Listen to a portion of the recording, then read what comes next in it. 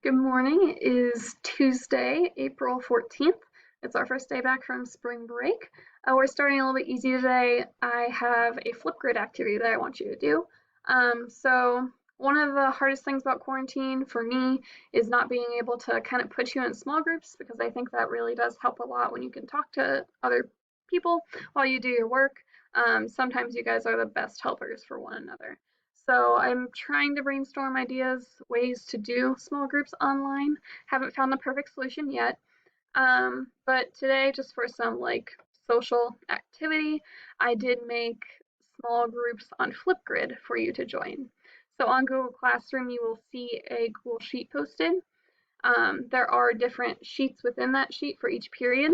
So automatically it will probably pop up to period 4. You will have to tab over to period 5, 6, or 7, depending on what period you will in. And you will be able to find your group, your name with 3 or 2 others, groups of 3 or 4. To the right of your group, I will post links that you can use to kind of interact with one another. Right now, the only link on there is the Flipgrid link. Um, so, sorry, a little message popped up.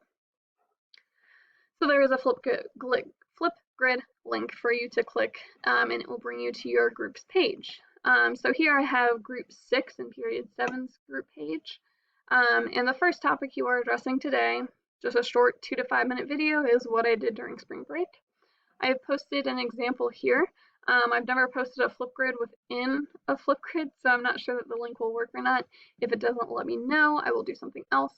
But it's just kind of an example of what I'm looking for. So I know no one did anything extremely exciting like travel or anything like that, but it's still nice to hear what people are doing, how you're keeping busy, interacting with family, things like that. How's your life going? So I do recommend like making a list on a post-it note or a piece of paper, just things that you did, even if it was binge all seasons of The Office, something like that. That's still something you did. I don't expect to hear you say that you did nothing, because that is not true.